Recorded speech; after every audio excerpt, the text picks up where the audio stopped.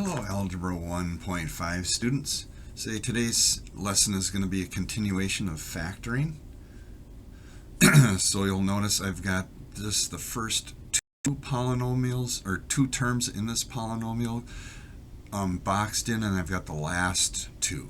So when we do factoring by grouping, what we do is we factor just the first two terms taking out the GCF, so that's that blank plus blank. And then I'm going to do the same thing for the second pair of terms in this four-term polynomial. And so what happens is it's basically two little finding GCF problems in one, and then these things in the parentheses, they're going to end up matching. So if I look at this first pair of terms, I've got x to the third and x squared, and I've got a hiding 1 in front of this x to the third. So if I'm just looking at the coefficients, the only thing that's common is a 1. However, the x squared is in both of these terms. X squared is an x squared, and x squared is an x cubed. So there's two x's there. There's three of them here. So the greatest common factor would be x squared. And so that's going to be factored out. And now I do the reverse of the distributive property. What goes in this blank that when we times it by 1x squared, I get 1x cubed. And that's going to be an x, or a 1x if you like that. And then here now I've got the x squared, so what do I need to multiply to get 4x squared? I need a 4. So you'll notice I've got x squared as my GCF, just of the first two terms. And now I'm going to go through that process again, and I'm going to take out the GCF of this, the third and fourth term. So again, I'm going to do the GCF of the second pair of terms.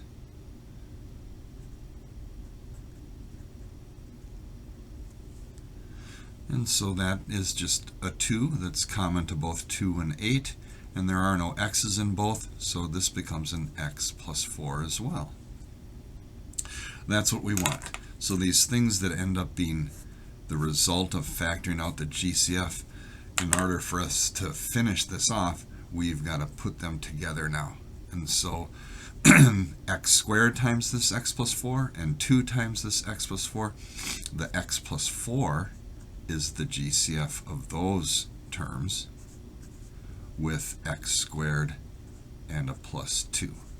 Now what order you write these in? If you had it instead the x squared plus 2 part and then the x plus 4, both of those are fine. Either one. It's random which one is first and which one is second. So either one of these two. Oops, there's a parenthesis there. So that is the idea for these factor by grouping. You just take them in pairs. So you take the first two, get the GCF out of it, and then take the second two and get the GCF out of those. And then hopefully you get the same thing in the parentheses, and then that allows us to complete the factoring. If you would do a quick check, if I do x squared times x, or let's do the area model just for a little refresher here.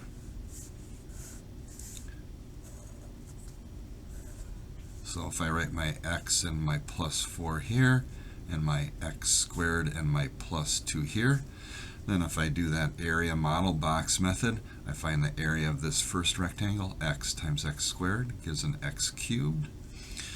X times the 2 gives a 2x. 4 times the x squared gives a 4x squared, and 4 times the 2 gives the 8.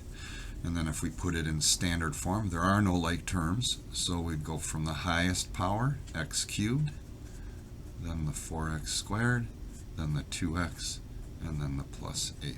And it checks. Whoops, didn't quite see that. There you go.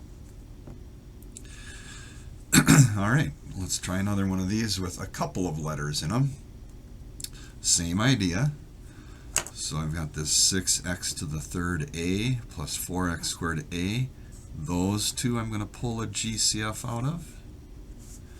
And then also these last two, I'm going to pull a GCF out. That's why we call it grouping.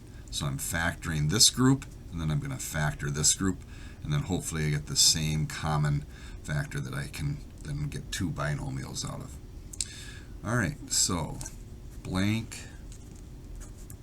blank plus blank, and then blank, blank plus blank. And so I look at these first two terms and the coefficients of those, and I see that they're both even, and 2 is the biggest number that can factor out of those. So 2 is the greatest common factor for 4 and 6. X squared, x cubed. Remember, you just take the smaller power value. The x cubed has an x squared in it. And then lastly, we've got a. That's in both of them. And now I reverse, or do the opposite of the distributive property. What times 2 gives me the 6? That'll be a 3. What times x squared will give me the x to the third? That'll be an x. And I already have the a. And I go here, what times 2 is going to make that 4? So that's a 2. It's already got the x squared, it's already got the a, so that's just a 3x plus 2 in that binomial. That gives me a hint that I'm hoping that's what I'm going to get inside this set of parentheses. So what's common to 3 and 2? That's just a 1. No x's in common, but there is a b in both of these, so I can factor out the b. So the b, or 1b in this case, is the GCF. And so now what times 1b will make 3xb, and that'll be 3x. That's matching my previous binomial in the parentheses, so that's a good sign. And then what times 1b will give 2b, and that'll be a 2. That worked out nicely. So now these two, they go in one binomial. So if I start with that, it'd be 2x squared a plus a 1b, or just b. And then of course our GCF that's in the parentheses here, 3x plus 2. That is the final answer. So basically it's taking that GCF idea and applying it to 2 halves of these polynomials. And there's 4 terms in these. All right, let's take a look at a couple more just for practice here.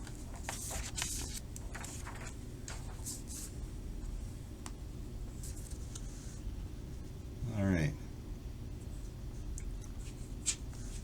Oops, too far, sorry. Here we go. All right, this has got a little bit of a curveball in it, so we'll start out by figuring out, all right, we're going to put these two together. These two, however, they're not in standard form. I've got the constant term being before a linear term, so I'm going to rewrite those when I do that one. So I'm going to do blank, blank, minus blank. And then this one I'm going to have plus blank minus blank. All right, so working for the first GCF, 14 and 21, that has a 7 for its greatest common factor for the coefficients. And then m squared. The lowest power is what's common to both. So there's a power 2 m's in a m to the third, and there's 2 m's in this m squared. And so now what times 7 gives me 14? That it would be a 2. And what times m squared would give me an m to the third? That would be an m, or m to the 1, if that helps you. Going to this next term here, what times 7 would make negative 21? So that'll be a negative 3. And the m squared I've already got, so that's good. So I'm hoping this is going to be 2m minus 3 in here. So this is in a different order, so I'm going to just rewrite it minus 4m plus a 6. That'll help me a little bit. And so now I'm going to factor out this 2, and it's a negative that's common to both of these. I'm going to put that minus sign on the outside. and then I get my 2m in here. Notice the minus, when it gets distributed, that will give me my 6. So what times a negative 2 would give me a positive 6 would be a negative 3. And notice now they match. So that minus sign, that can be a little tricky. Whether it's adding a negative or subtracting, either way that'll work. And now here are my two GCFs that form one of my binomials. That'll be a 7m squared minus 2, or a plus a negative 2. Either way for that is fine. And then my 2m minus 3. That is the GCF when we look at what's inside the parentheses here. And there you have it. That is your final answer. Again, not hard to check.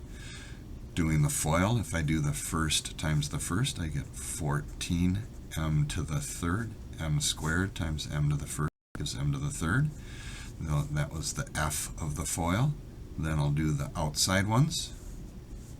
That gives me negative 21m squared. That was the outside ones. Here are the inside ones. That gives me a minus 4m.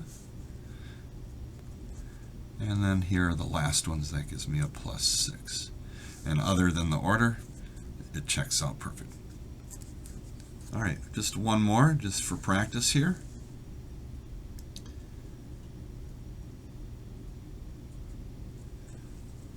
So again, the grouping thing, I've got a quadratic term here. Remember, y1, m1, that's going to give power 2. So that actually is in the wrong order, so I'm going to rewrite this. 2y cubed x minus 6y squared x minus 3ym plus 9m. So all I did was switch around so that it's in standard form. Now my grouping, I'm going to look for the greatest common factor between these two, and then I'm also going to look for the greatest common factor with these two. All right, so looks like, I'll do my blanks here. Blank, blank, minus blank, minus blank, blank, plus blank. Let's see if we can get this to work out now. So 2 and 6, what's the greatest common factor between 2 and 6? That would be 2. Looking at the y's, y to the third, y to the second, so y squared will be part of my GCF. And it looks like there's x's in both of these, so an x, or x to the first.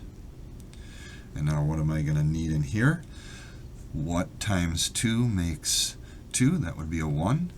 Looks like I need 3 y's, and I've only got 2 of them here, so I'll put another one there. That's y to the first, if that helps you. And the x is covered. I got that. So 2y squared times y gives me 2y cubed x. That matches my first term. Now I'm going to need a 3 here, and it looks like y squared x, that's my final work for that part. Now what's common to 3ym and 9m? So looking at the 3 and the 9, there's going to be a 3 there, and it looks like there's also a m that's in both of those. So 3m is the greatest common factor for this one. Now this is going to be a y, but notice sign. We have a little issue with the sign. This negative 3 is going to be distributed to these two things, so this actually is going to have to be a negative 3, or adding a negative 3, which is the same as subtracting 3. So now my binomials inside the parentheses, they match. They need to for this to work. And then I'll take my 2 that are on the outside.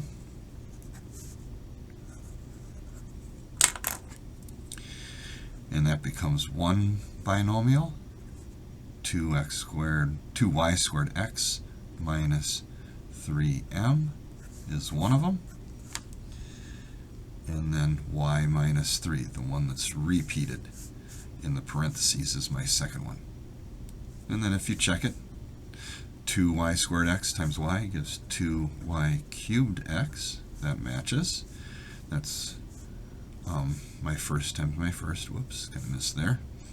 And then The outside one would give me negative 6 of those y squared x's. The inside one would give me minus 3ym, or my, that wouldn't matter, and then a plus 9m. And other than the order, that does check. All right, I've got some practice for GCF and grouping factoring. And so this is a problem that's similar to one of the 8 that I gave you on one of those mystery clue things for homework. So just to remind you, for finding or doing GCF work with a trinomial here, this isn't grouping now. This is just factoring out what's common to all 3 terms. As far as the coefficients go, it's just a 1. And then it looks like a squared, a cubed, a is in each one of these. So this would be blank, blank, plus blank, plus blank. And then this would be a squared times the a would give me my a to the 3rd. This would be 2a. A times 2a gives me my 2a squared. And then this would just be a placeholder, a 1. 1 times that 1a gives me the 1a. So this is one of the answers in the murder mystery.